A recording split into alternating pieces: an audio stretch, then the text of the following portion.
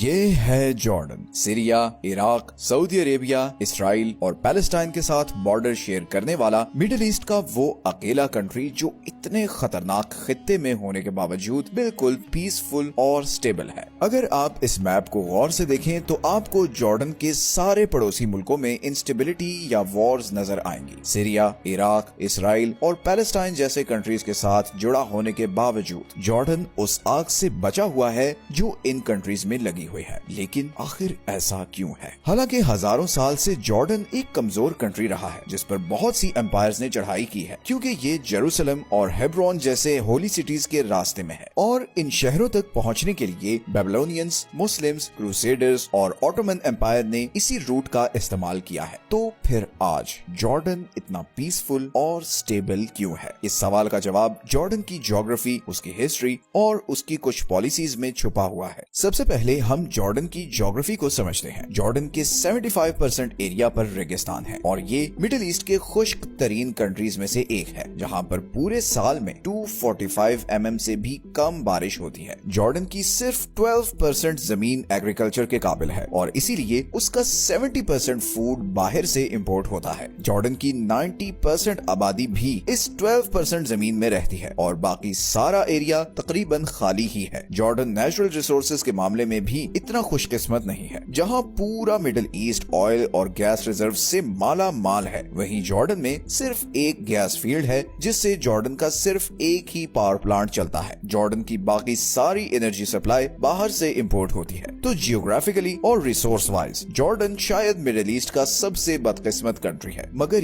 یہ ڈس ایڈوانٹیج ہی جارڈن کو some what safe بھی بناتا ہے، کیونکہ جس جگہ کوئی ریسورس ہی نہیں تو وہاں گلوبل سپر پاورز ڈائریکٹلی یا انڈائریکٹلی کیوں انوالو ہوں، جیسے سیریا یا عراق میں ہو رہا ہے۔ اسی طرح اگر ہم جارڈن کی ہسٹری دیکھیں تو وہ اس کی آج کی سچویشن کے بالکل اپوزٹ ہے۔ جارڈن پر ہمیشہ سے مختلف امپائرز اٹیک کرتی اور اسے کنٹرول کرنے کی کوشش کرتی رہی ہیں۔ آج سے 3000 سال پہلے جارڈن پر 3 کنگڈمز امن، مواب اور ایڈوم کا راج تھا، لیکن پھر کچھ ہی عرصے بعد یہ تینوں کنگڈمز اسیرین امپائر کے کنٹرول میں چلی گئی۔ پھر کچھ برسوں بعد بیبلونینز نے اس سارے ایریا پر قبضہ کر لیا۔ پھر 5th سینچری کے آس پاس یہ سارا ایریا پرشین امپائر کے کنٹرول میں چلا گیا، اور پھر گریک امپائر نے پرشین امپائر کو شکست دے کر اس ایریا کو اپنے کنٹرول میں لے لیا۔ گریکس کے بعد یہ ایریا رومن امپائر کے کنٹرول میں چلا گیا، جس نے پھر اس سارے ایریا کو کلچرلی اور ایڈمنسٹریٹولی بہت چینج کر دیا۔ لیکن پھر پرشین امپائر ایک بار پھر ابھری اور 6th سینچری کے آخر تک